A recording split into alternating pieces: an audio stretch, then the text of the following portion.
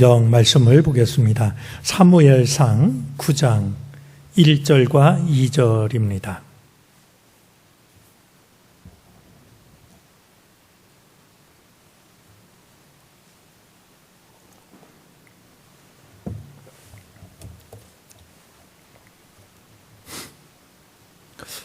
제가 가진 구약 성경 419쪽인데요.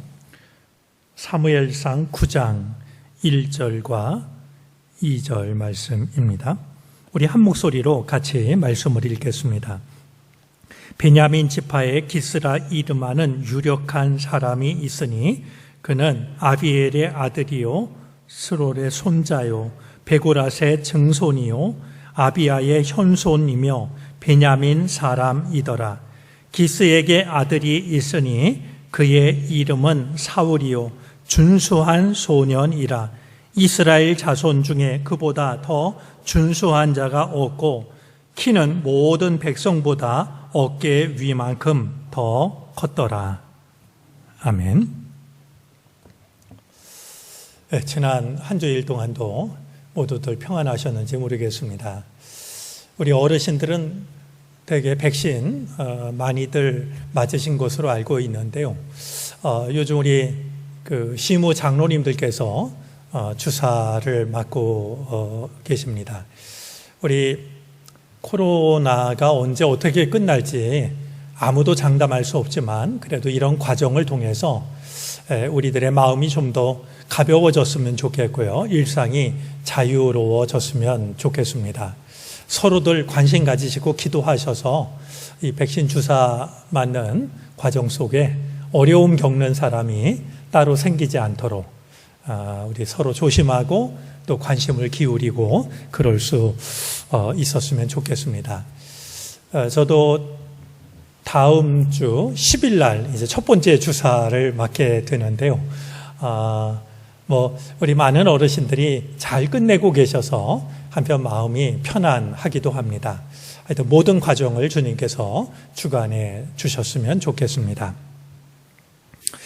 오늘 아침에 우리 교직원 기도회를 하면서도 이야기를 나눴는데요. 지난 월요일에 저는 강원도를 이제 다녀오는 길에 뜻밖의 경험을 했습니다. 충주에서 이 양평까지 중부 내륙 고속도로를 타고 올라오게 되는데요. 그 고속도로가 제한 속도가 110km입니다. 제법 이제 빨리 달리는 속도 아니겠습니까? 게다가 이 중부 내륙 고속도로가 차도 많지 않아 가지고 대개는 그 이상으로 이제 차들이 달리는데요. 이렇게 한참 오다 보니까 그 고속도로 도로 위에 뭔가가 이렇게 떨어져 있는 게 저 앞에 보였어요. 보니까 뭔지 모르겠는데요. 이게 종이 박스 조각 같기도 하고, 이렇게 타이어에서 이렇게 떨어져 나온 한 조각처럼도 보이는, 저게 뭐지? 이제 그런 생각이 드는 물체였는데요. 차 속도가 빠르니까 그냥 금방 그 곁을 지나치게 됐는데요. 사실 아슬아슬하게 지났어요.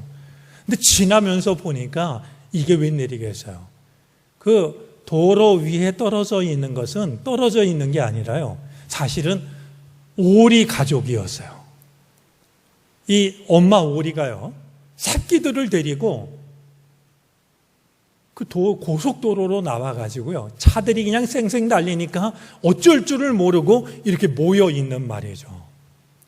순간 얼마나 아찔하던지 그 모르고 정말 그냥 그 위를 지나갔으면 두고두고 마음에 이게 트라우마로 남았을 것 같은데요. 다행히 저는 그냥 지나쳤는데 저 뒤에서 달려오는 차들이 이걸 알아차릴까 잘못 알고 그냥 그 위를 지나가면 저 오리 가족이 어떻게 되는 걸까 이제 이런 생각이 내내 지금까지도 떠나질 않아요. 순간적으로 본 모습이지만 어미와 그 여러 마리의 새끼들이 이렇게 모여있는 모습이 선명하게 남아있어요. 그런데요, 제가 그 자리를 이제 지나서 도로를 달리면서 마음속에 찾아드는 생각이 있었어요. 마음이 좀 이렇게 찔려오는 생각이었는데요. 아마 그 오리 새끼들 어미는요, 제 짐작에는요, 고속도로 저 반대편으로 건너가려고 새끼들을 데리고 온 것 같아요. 근데 그 앞에 중앙 분리대가 있어가지고요, 오도 가도 못하는 거죠. 그 모습을 보고 제 마음속에 내내 남아있는 생각은요, 내가 목사인데 혹시라도 교우들을 잘못 이끌고 있는 거 아닐까? 그런 두려움이었어요. 저 오리 어미가 자기 나름대로는 뭐 새끼들을 더 좋은 데로 데리고 간다고 하지만 한 치 앞을 내다보지 못하고요, 이 도로 위로 올라와가지고, 그것도 고속도로 위로 올라와가지고 뭐 그 결과를 이거 정말 상상하기 싫은 그런 위태한 모습을 하고 있는 걸 보면서 내가 목회의 길을 걸어가면서 그런 잘못을 범하고 있는 건 아닐까? 그런 생각이 내내 떠나지를 않아요. 저는 제가 본 모습이지만 한번 이렇게 상상할 수 있는 모습이 아닐까 이제 생각이 되는데요. 오늘 기도의 자리에서 우리 여러분들이 두 가지를 한번 좀 돌아보았으면 좋겠어요. 하나는 지금 나는 어디에 있는가 하는 거예요. 물론 서울 성북구에서 살죠. 그런 게 아니라 정말 내 삶은 어디에 있는가, 그리고 내 상태는 어떠한가, 나는 참된 안전과 참된 평안을 누리고 있는가, 아니면 고속도로 위에서 어쩔 줄을 몰라 하고 있는 그 오리 어미와 새끼들처럼 말이죠, 위태한 상태에 놓여 있는 건 아닐까. 또 하나 물어야 될 것은요, 나를 여기로 이끈 것은 과연 무엇일까? 나는 무엇을 따라온 것일까?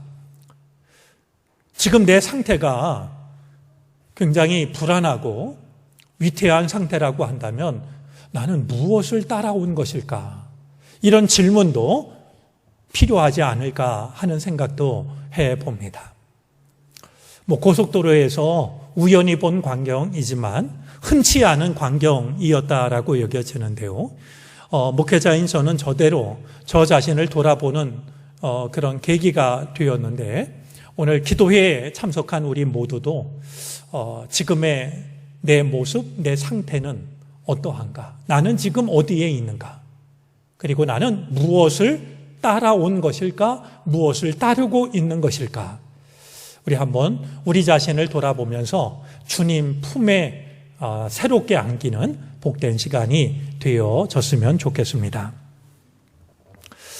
우리가 살아가면서 많은 사람들을 만나는데요, 사람들을 만나다 보면 정말 그 겉모습과 실제 모습이 다른 경우들을 경험하게 됩니다. 그렇지 않습니까?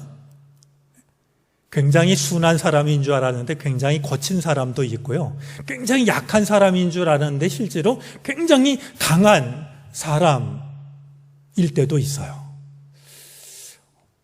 대개 그 사람의 본성이 드러날 때는 운전할 때라고 그러는데요, 정말 얌전하고 점잖은 분인 줄 알았는데 운전하다가 자기도 모르게 그냥 막 화를 내고, 옆에 그 잘못 운전하는 운전기사에게 막 폭언을 하는 말이죠. 그런 모습을 보면 정말 이 사람이 이런 모습이 있었나, 이렇게 이제 느껴질 때가 있는데요. 오늘 생각하려고 하는 그 말씀은 외모와 실제라는 말씀입니다. 우리 지난주에 제가 남귤, 북지, 남쪽에서는 귤인데 북쪽으로 가면 탱자가 된다, 이제 그런 사자 성어 이렇게 소개해 드렸고요. 또 이 동시에 그 병아리와 어미닭이 동시에 쪼아서 이제 알에서 깨어나온다라는 사자성어도 여러분들에게 출탁동시라고 하는 사자성어를 소개를 해드렸습니다. 문득 생각이 나서 드리는 말씀인데요. 우리 사자성어 중에 표리부동이라는 말이 있습니다. 표리 부동이라는 말은 겉 표자고요, 속 리자고, 부동은 뭐 같지 않다 이런 뜻이죠. 겉과 속이 같지가 않다 그런 뜻입니다. 아마 오늘 이 외모와 실제라는 말씀을 우리가 한마디로 이야기를 하면 바로 표리 부동 이렇게 해당이 되지 않을까 여겨지는데요. 사실 저는 신앙이 성숙한 사람일수록요, 겉과 속이 같은, 겉 다르고 속 다르고가 아니라 다를 게 없는 한결같은 삶을 살아가는 것이 신앙의 성숙함이 아닐까 하는 생각을 이제 해 봅니다. 자, 오늘 이 외모와 실제를 생각하게 하는 한 사람이 있는데요. 그는 사울이라는 사람입니다. 이 사울은요, 사무엘과 더불어서 사무엘상 전반부에 등장하는 두 명의 주인공입니다. 그런데 오늘 말씀을 보면은요, 이 사울은 사무엘과는 그 출신이나 배경이 대조적으로 다릅니다. 우리가 잘 알고 있는 것처럼 사무엘은 좀 표현이 그렇지만 한 많은 여인에게서 태어난 아들이었어요. 아들을 낳지 못해서 늘 아들이 아니라 자식을 낳지 못해서 늘 서름을 받던 여인이었고요. 둘째 부인 분인나로부터 무시를 당했던 여인이었고요. 심지어 성전을 찾아서 눈물로 기도할 때에 자기의 아픈 마음을 이해하고 위로해주고 축복해 주어야 될 엘리 제사장마저도 술 취한 여자가 술주정한다고 말이죠. 이 꾸중을 들어야 했던 말이에요. 바로 그 한나라는 여인을 통해서 이제 이 사무엘이 태어난 것에 비해서요, 사울은 집안 배경이 놀라울 만큼 훌륭합니다. 오늘 성경 말씀을 보아도요, 1절 말씀에 보면 이 사울의 족보가 자세하게 기록이 되어져 있는데요, 우리가 요즘은 잘 쓰지 않는 이제 증손, 현손 뭐 이런 말이 나옵니다. 요즘 이 핵가족 시대가 되다 보니까요, 저도 잘 익숙치 않지만 여러분, 아들이 있고 위에 아버지가 있고 그 위에 할아버지가 있지 않습니까? 할아버지의 아버지는 뭐가 돼요? 증조 할아버지가 돼요. 증조 할아버지 위에는 이 자리에 계신 분은 모르시는 분이 없을 겁니다. 그런데 우리나라 젊은이들 중에 대부분은요, 고조 할아버지가 누군지 모른다는 거예요. 고조라는 그 말의 뜻이 뭐 고조선 시대에 살았던 할아버지들인가? 뭐 큰 할아버지를 고조 할아버지라 부르나? 이렇게 생각을 하지 이걸 잘 모른다는 통계를 보았어요. 오늘 이 사울의 족보를 보면은요, 이제 고조 할아버지까지 올라갑니다. 그러니까 뿌리가 있는 집안이에요. 뿐만이 아니라요, 오늘 성경 말씀 중에 보면 이 사울을 표현하면서 역시 1절 말씀인데요, 사울의 아버지인 기스라는 사람을 두고 유력한 사람이라고 말하고 있습니다. 여러분, 유력하다라는 말의 뜻이 뭘까요? 우리로 말하면 힘이 있는, 영향력이 있는 이런 뜻이지만은요, 이 원어대로 하면 두 가지 뜻이 있는데요, 유력하다라는 말의 첫 번째 뜻은요, 많은 토지를 가지고 있는, 그러니까 큰 부자 이런 뜻이 되고요, 다른 하나는요, 전쟁에서 용맹을 떨친 장군을 나타내는 말입니다. 자, 그러니까 이 사울의 아버지가 말이죠, 여러분, 우리가 그 아버지가 어떤 분이냐에 따라서 그 자식에게 미치는 영향은 굉장히 큰 거 아니겠습니까? 사울의 아버지가 유력한 사람이었어요. 그의 뿌리가 저 5대로부터 이렇게 쭉 내려올 뿐만이 아니라 사울의 바로 아버지가 유력한 사람. 우리 지난주에 말씀을 나눴습니다만 그 집안에 이제 암나기도 기르고 또 사환도 있고 뭐 이런 걸 보면은 말이죠. 이 사울의 집안이 유력하다라고 하는 것이 어떤 것을 말하는가 어렵지 않게 짐작이 되는데요. 자, 거기에다가요. 이 사울은요. 출중한 외모까지 가지고 있었어요. 이어지는 말씀을 보니까 2절입니다.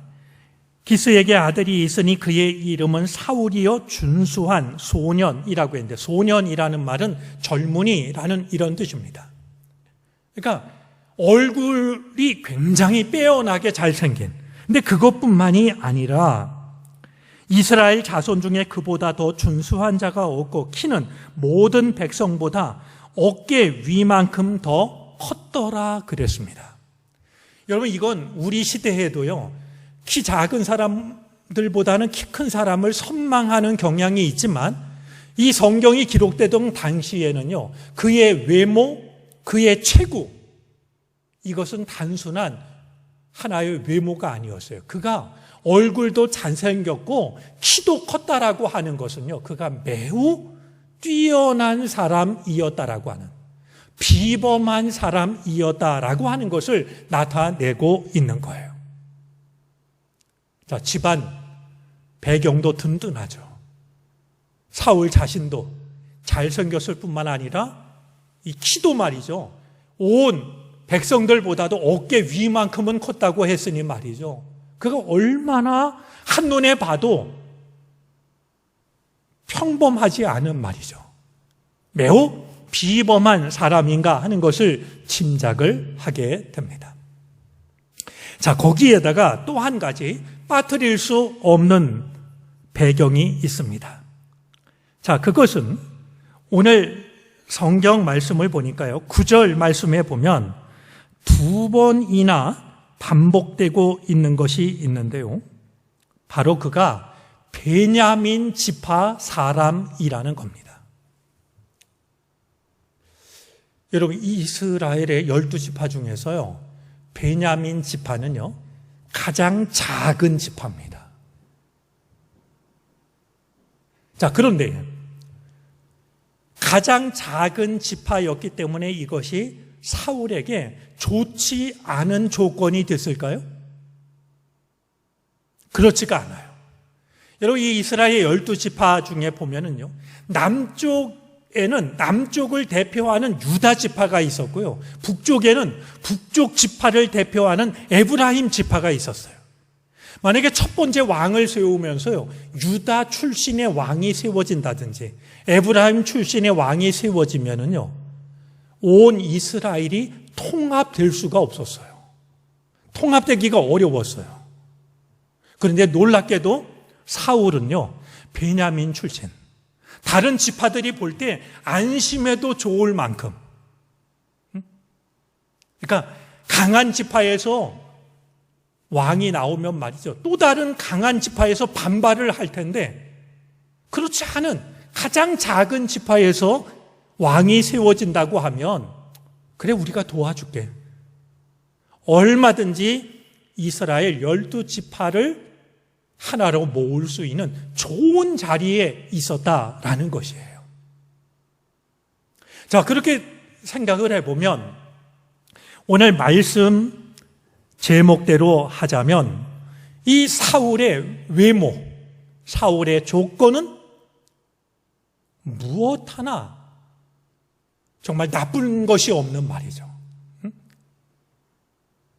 집안도, 아이들 말로 말이죠, 집안도 빵빵하고 본인의 얼굴이나 체구나 뒤질 게 없고 말이죠. 누가 봐도 그냥 어르신들 말대로 하면 장군감이고요, 지도자감이고요. 뿐만 아니라 그의 출신도 베냐민 출신인지라 그가 이스라엘의 지도자가 되는데 태클을 걸 사람이 별로 없는 말이죠. 이런 좋은 조건을 가지고 있었어요. 그런데요, 이 사울은 별로 좋지 않은 조건을 가졌던 사무엘과는 전혀 다른 삶을 살아가게 되는 걸 봅니다. 사무엘은 자기 어머니가 눈물로 기도해서 세상에 태어났다는 것을 알고 있었고요. 어머니가 서원 기도를 했던 것처럼 하나님께 바쳐진 하나님의 사람이라는 것을 잊지 않고 있었어요. 내가 대단한 존재가 아니라고 하는 것, 그리고 하나님께 바쳐진 존재라고 하는 것. 그래서 그는 그 사실을 잊어버리지 않았고요. 늘 하나님의 말씀에 귀를 기울이고 하나님께 기도하면서 하나님의 뜻을 구하고 나 자신보다는 하나님의 영광을 드러내는 삶을 살아갑니다. 왜? 내가 부족한 사람임을 알았기 때문에. 내가 하나님의 은혜로 이 땅에 태어났다는 사실을 부인할 수가 없기 때문에 말이죠.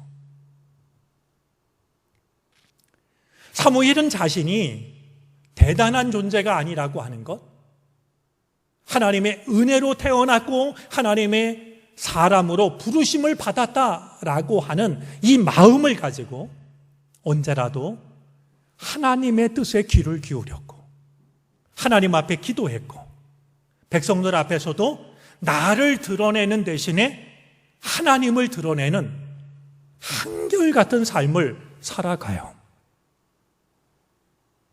그런데 사울을 보면 그렇지가 못합니다. 우리 다음 시간에 나눌 말씀입니다만 사울도요, 처음에는 겸손했어요. 그런데 갈수록 겸손함을 잃어버리고 말아요. 갈수록 교만해져요.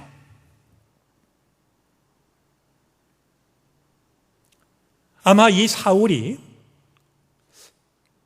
처음에 겸손함을 끝까지 지키지 못하고 결국 겸손함으로 허물어져 갔던 것은 그의 출신 배경과 무관하지 않을 거라고 여겨져요. 내가 그래도 어떤 존재인데 뭐 이런 거 말이죠. 그래서 결국 우리 한번 잠깐 찾아보고 넘어갈까요? 우리 15장 11절 말씀입니다. 사무엘상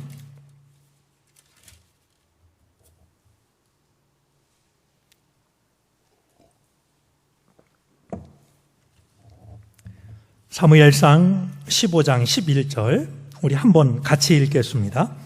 내가 사울을 왕으로 세운 것을 후회하노니 그가 돌이켜서 나를 따르지 아니하며 내 명령을 행하지 아니하였음이니라 하신지라. 사무엘이 근심하여 온 밤을 여호와께 부르짖으니라. 자, 이 말씀을 지금 누가 하시는 거냐면 하나님께서 하시는 말씀이세요. 어느 순간부터 이 사울이 하나님의 말씀에 귀를 기울이지 않아요. 내 생각을 따라가요. 그런 사울의 모습을 보시면서 하나님께서 말씀하시기를 내가 사울을 왕으로 세운 것을 후회한다. 말씀하고 계세요. 우리 15장 35절을 볼까요? 같은 장인데요.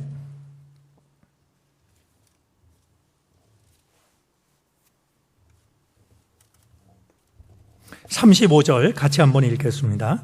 사무엘이 죽는 날까지 사울을 다시 가서 보지 아니하였으니 이는 그가 사울을 위하여 슬퍼함이었고 여호와께서는 사울을 이스라엘 왕으로 삼으신 것을 후회하셨더라. 제가 좀 새번역 성경으로 읽어드리면요, 그 다음부터 사무엘은 사울 때문에 마음이 상하여 죽는 날까지 다시는 사울을 만나지 않았고 주님께서도 사울을 이스라엘의 왕으로 세우신 것을 후회하셨다. 하나님께서 그냥 단 한 번 후회하신 것이 아니라 거듭해서 내가 사울을 왕으로 세운 것을 후회한다.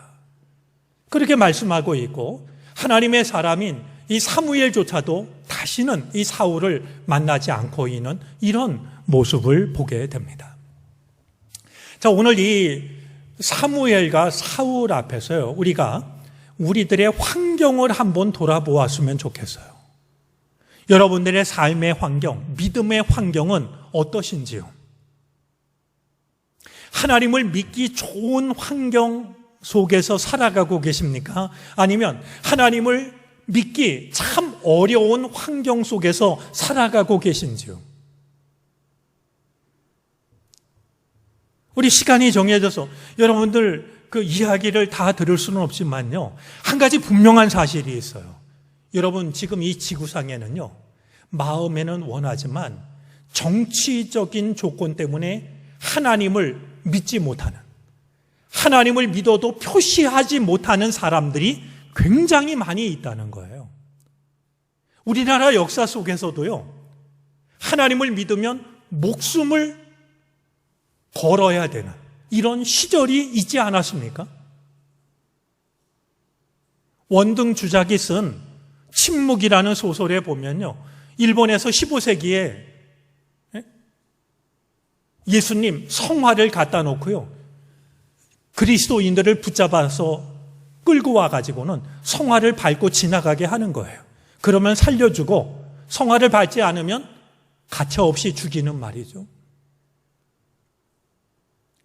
이게 그냥 한 소설가가 지어낸 허구의 얘기가 아니라 그 시대 정말로 있었던 일이에요. 우리가 살고 있는 시대는 그만한 일은 우리에게 주어져 있지 않아요. 아마 우리 어르신들 중에 혹시 시댁 어른들이 종교가 달라서 교회 가는 거 핍박하시고, 그래서 눈물로 기도하고 어렵게 신앙생활하신 그런 경험이 있으신 분이 있을진 모르지만 지금은 사실 그런 일도 찾아보기가 어려워졌어요. 자, 그럴수록 오늘 본문을 통해서 우리가 돌아봐야 될 게 있어요. 사울은요, 그가 하나님의 일을 하기에 참 좋은 조건을 가지고 있었던 사람이에요. 훌륭한 가문, 좋은 조건, 그리고 하나님의 사람으로 이스라엘을 이끌 수 있는 좋은 배경이 사울에게 있었어요. 그런데 오히려 이 사울은 그 좋은 조건을 좋은 믿음으로 연결시켰던 것도 아니고 하나님께 영광을 돌리는 일로 삼았던 것이 아니라 오히려 그 좋은 조건이 하나님의 후회를 사게 되는, 겸손함을 잃어버리고 교만하게 빠지게 됨으로써 거듭해서 하나님의 후회를 사는 사람이 되고 말았어요. 사울에 비해서는 자랑할 것이 없었지만 사무엘은 나의 부족함을 늘 깨달으면서 하나님을 의지했고 하나님께 기도했고 하나님 말씀에 귀를 기울였고 나보다도 하나님을 높이는 삶을 살았기 때문에 그는 끝까지 하나님의 사람으로 살아갈 수가 있었던 것이었어요. 신앙생활하기 좋은 조건을 나태함으로 바꾸지 않기를 바라고요. 내가 얼마든지 마음만 먹으면 하나님께 영광을 돌릴 수 있는 이 일을 교만함으로 바꾸지 않기를 바라요. 우리는 아마 그동안의 역사를 보면 신앙생활하기 참 좋은 여건을 가지고 있는 사람들인데요, 이게 우리들의 신앙을 안일하게 만들고 나태하게 만들고 교만하게 만들고 사울처럼 말이죠. 행여라도 우리에게 주어진 이 좋은 조건, 이 좋은 외모가 우리들의 신앙을 잘못된 곳으로 이끌어가는 일이 없게 되기를 바라요. 오히려 우리들의 믿음은 사무엘처럼 말이죠. 내가 얼마나 부족한 사람인지, 하나님의 은혜가 없으면 살아갈 수 없는 하나님의 사람이라는 것을 깨달아서 오히려 우리가 끝까지 하나님의 사람으로 쓰임 받을 수 있는 우리들이 되어질 수 있었으면 좋겠습니다. 어려웠고 엄혹했던 시절에 비하면 우리는 다 너무나도 좋은 조건 속에서 신앙생활을 하고 있어요. 이것이 우리의 신앙 안일하게 하고 나태하게 하고 교만하게 하는 그것이 아니라, 그럴수록 사무엘처럼 겸손한 마음을 가지고 하나님의 뜻에 귀를 기울이고 내가 아니라 온전히 하나님을 드러내며 살아가는 믿음의 사람들이 되어질 수 있기를 바랍니다. 외모와 실제, 사무엘도 달랐고 사울도 달랐는데 오늘 우리들의 믿음, 우리들의 삶이 사울이 아니라 사무엘을 마음에 우리 담아두고서 그 길을 걸어갈 수 있는 우리 모두가 될 수 있기를 바랍니다. 기도하겠습니다.